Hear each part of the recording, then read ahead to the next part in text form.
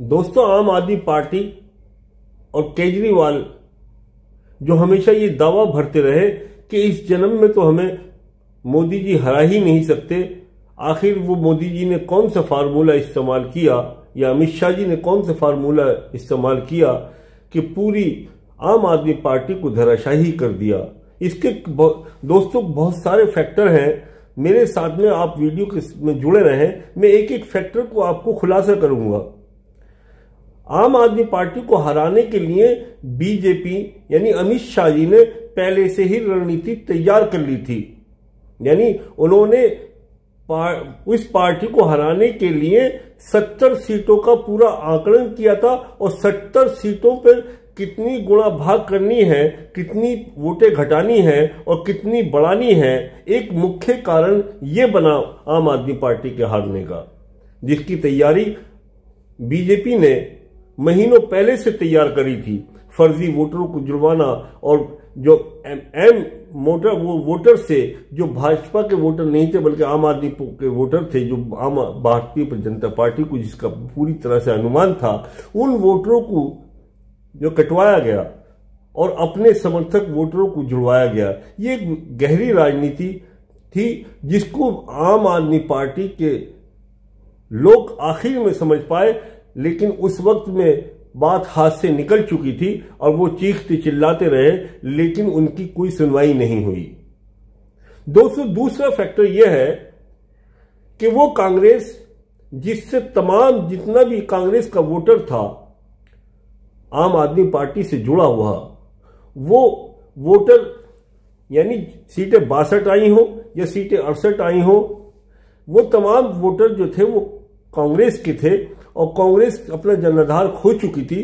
कांग्रेस तमाम पीछे दोनों इलेक्शनों के अंदर लगभग 4% वोट हासिल किया था, लेकिन इस बार वो बढ़कर 4 से 7 पॉइंट कुछ वोटर उसके परसेंटेज रही, जिसका सीधा नुकसान जो है वो आम आदमी पार्टी को पहुंचा। तो दोस्तों, ये एक दो ऐसी गहरी चालें हैं जिसकी वजह से आम आदमी पार्टी धराशायी होती नजर आई। दूसरा फैक्टर यह है कि मुस्लिम समुदाय के लोग इस बात से भी आहत रहे अरविंद केजरीवाल से कि जब शाहीन बाग का मामला आया और जब दिल्ली के अंदर सांप्रदायिक दंगे भड़क उठे और दूसरा कोरोना के अंदर जब तबलीगी जमात के ऊपर उंगली उठने लगी और मौलाना साद को गिरफ्तारी करने के लिए अमित शाह ने पूरे जोर लगाने चालू करे, तो उस वक्त में तमाम मुस्लिम समुदाय अरविंद केजरीवाल की तरफ टिकटिकी बांधी देखता रहा कि क्या अरविंद केजरीवाल हमारी कुछ सपोर्ट करेंगे या कुछ बोलेंगे। लेकिन अरविंद केजरीवाल ने खामोशी अख्तियार करी, ये मुस्लिम वोटर को कहीं ना कहीं खली और उसी वजह से कुछ मुस्लिम वोटर जो है वो कांग्रेस की तरफ डाइवर्ट हुए। ये 3 फैक्टर ऐसे रहे जो आम आदमी पार्टी को धराशायी करने में निकले और आम आदमी पार्टी जो हमेशा अपनी तमाम योजनाओं को गिनवाती रही और उसके अलावा भी योजनाएं उन्होंने घोषणा की कि हम ग्रंथियों को और पुजारियों को 18,000 रुपए देंगे, लेकिन वो उससे भी काम नहीं चला। उन्होंने एक योजना निकाली कि हम प्रत्येक महिला को 2100 रुपए प्रति माह देंगे, लेकिन उससे भी काम नहीं चला, क्योंकि षड्यंत्र और चालें और बिसातें बिछाई जा चुकी थी। शतरंज की चालें में घिर गए थे अरविंद केजरीवाल और आम आदमी पार्टी, जिससे निकलना उनका नामुमकिन था। यानी जिस तरह से अरविंद केजरीवाल दावा करते थे कि मैं यहां से इतनी वोटों से जीतूंगा, मेरा प्रतिद्वंदी 20,000 से हारेगा, जैसे आम आदमी पार्टी ने जिस तरह से दावे किए जो के अंदर, जिस तरह से दावे किए दिल्ली के अंदर, उसी की भांति दिल्ली में जो उनके मुकाबले पे लड़ रहे थे भाजपा के प्रत्याशी, तो उन्होंने भी ऐसा दावा ठोक दिया कि लगभग 20,000 वोटों से अरविंद केजरीवाल नई दिल्ली से हार रहे हैं।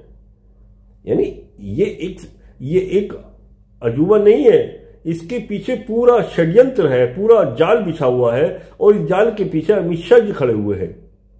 अमित शाह जी का बिछाया हुआ जाल जो हरियाणा में काम आया, अमित शाह जी का बिछाया हुआ जाल जो महाराष्ट्र में काम आया, और अमित शाह का बिछाया हुआ जाल दिल्ली में भी कामयाब होता नजर आया। मैंने तो पहले पिछली वीडियो में कहा था कि अगर सच्चाई और ईमानदारी से दिल्ली का चुनाव कराया जाता है तो आज भी आम आदमी पार्टी इस स्थिति में खड़ी है कि 50 से 52 सीटें आसानी से ले जाएगी। और अगर इसमें साम दाम दंड भेद का इस्तेमाल हुआ और तंत्र मंत्र का इस्तेमाल हुआ और मशीनरी का इस्तेमाल हुआ और इलेक्शन कमीशन का इस्तेमाल हुआ तो हो सकता है कि भाजपा के पास 70 में से 68 सीटें आ जाएं। लेकिन 68 तो नहीं आई, 48 जरूर आ गई।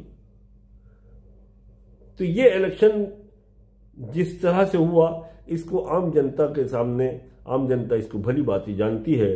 वही आम आदमी पार्टी है जिसने महिलाओं के लिए यात्रा फ्री करी, बुजुर्गों के लिए तीर्थ यात्रा फ्री करी है, मोहल्ला क्लिनिक दिया, अच्छी चिकित्सा दी, अच्छी शिक्षा दी, बच्चों के लिए अच्छे स्कूल दिए, मुफ्त में पानी दिया, मुफ्त में बिजली दी। लेकिन दिल्ली की आवाम इस बात को नकार दे, ये नामुमकिन सी बात है। दिल्ली की आवाम नहीं नकार सकती थी आम आदमी पार्टी को। दिल्ली की आवाम ने आम आदमी पार्टी को नहीं हराया, बल्कि साम दाम दंड भेंट ने दिल्ली की सरकार को गिरा दिया है। दोस्तों, ये वीडियो आपको अच्छी लगी हो तो प्लीज इसे लाइक करें, चैनल को सब्सक्राइब करें, बेल आइकन दबाएं और हमेशा राष्ट्र और देश के हित में रहें। जय हिंद, जय भारत।